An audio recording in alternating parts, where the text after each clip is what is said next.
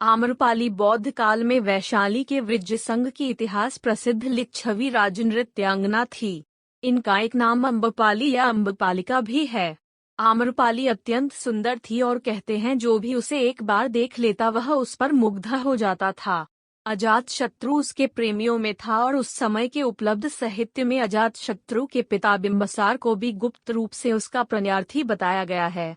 आम्रपाली को लेकर भारतीय भाषाओं में बहुत से काव्य, नाटक और उपन्यास लिखे गए हैं। एक बार की बात है, महात्मा बुद्ध अपने शिष्यों के साथ घूमते हुए वैशाली नगरी में पहुँचे। वैशाली को उस समय 16 महाजनपदों में एक महत्वपूर्ण जनपद माना जाता था, जिसकी ख्याति दूर दूर तक फैली हुई थी। यह नगरी परम वैभवशाली और हर तरफ से संपन्न थी। महात्मा बुद्ध के आने की बात पूरे नगर में फैलते देर न लगी। जिसे जब पता चलता वह तभी उनसे मिलने पहुंच जाता और उनके उपदेश सुनकर खुद को भाग्यशाली समझता। बुद्ध का चरित्र ही ऐसा प्रभावशाली था कि उनसे प्रभावित हुए बिना कोई नहीं रह सका। उस नगर की गणिका और राजनर्तकी आम्रपाली भी बुद्ध से मिलने की इच्छुक थी। वह खुद महात्मा बुद्ध के पास चलकर आई और उन्हें अपने घर भोजन के लिए आमंत्रित किया। उसने इतने सरल और प्रेम भाव से बुद्ध से विनती की कि बुद्ध मना नहीं कर सके। जब यह बात उनके शिष्यों को पता चला कि महात्मा बुद्ध ने एक गणिका का आमंत्रण स्वीकार किया है तो सबने इसका विरोध किया। महात्मा बुद्ध ने बड़ी सरलता से अपने शिष्यों से कहा, मैंने तो उसकी प्रेम भावना देखी। उसने जिस भावना से मुझे बुलाया है वह बिल्कुल पवित्र और निश्चल था। वह आज मुझसे मिलने एक गणिका बनकर नहीं बल्कि एक भक्ति भाव से आई थी। फिर भला मैं कैसे उसका आमंत्रण स्वीकार न करता?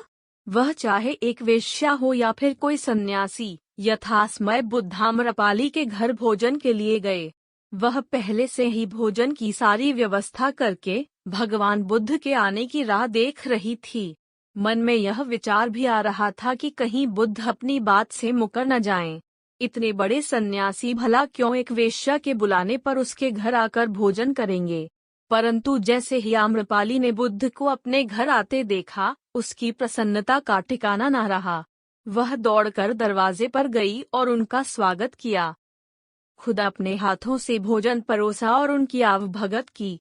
महात्मा बुद्ध के शिष्यों ने जो उनके साथ आए थे, जब एक वेश्या को, जिसके कदमों में खुद सम्राट बिंबिसार से लेकर अजातशत्रु थे, पूरी वैशाली जिसके एक झलक पाने के लिए तरसती थी, उस एक सन्यासी के लिए ऐसा व्यवहार करते देख बुद्ध के शिष्यों के मन में अपने गुरु के लिए सम्मान और ज्यादा बढ़ गया।